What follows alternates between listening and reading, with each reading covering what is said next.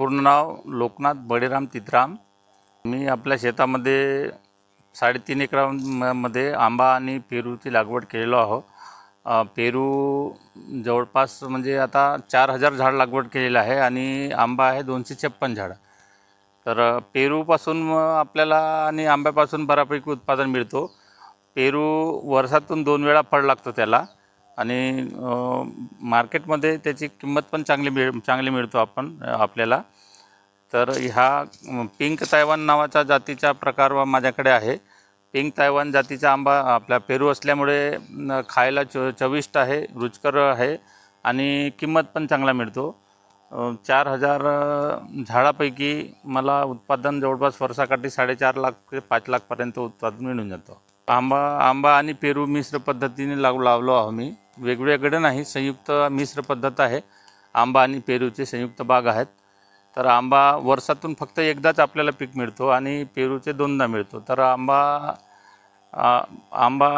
तितकासा परवडत नाही, परंतु आंबा एक पीक वर्षातून एक वेळा मिळतो म्हणून पीक म्हणून ठीक आहे।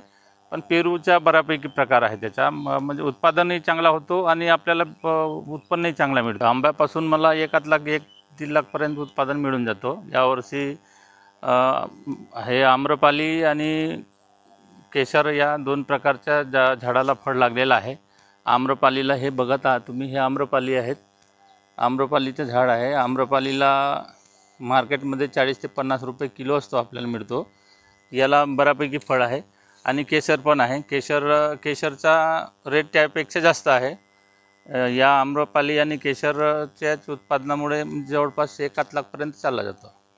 वादळी वारा अजून आपल्या भागामध्ये आलेला नाही आहे, पण वादळी वारा ज्यावेळेला येईल त्यावेळेला बहुतेक फळगळती होईल।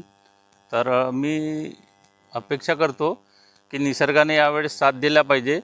निसर्ग साथ दिला तर मला बऱ्यापैकी उत्पादन मिळू शकते यापासून।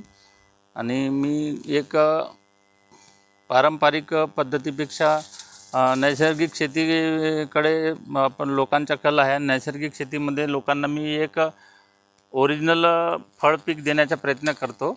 शेतकऱ्यांना मी आवाहन करतो की आता माझ्यासारखेच करा असं नाही, परंतु प्रत्येक शेतकऱ्याने आता आपल्या पारंपरिक धान शेती करण्यापेक्षा फळपिकाकडे वळल्या पाहिजेत आणि फळपिकं घेऊन या फळपिकंही आपल्याला आपलं उत्पादन मिळतो ना, जो आता आपल्याला उत्पादन मिळतो ते पीक घेणे परवडण्यासारखं आहे। आणि यापासून आपल्याला पेरू आणि आंब्यापासून बऱ्यापैकी उत्पादन मिळतो। आज जर का मला आंब्यापासून 1 लाख रुपयाचे उत्पादन मिळत असेल, परी पुढच्या वर्षी किंवा अजून 2-4 वर्षांनी येत्या 5 वर्षात एक झाडापासून मला कमीत कमी 10,000 रुपयाचे उत्पादन मिळेल अशी अपेक्षा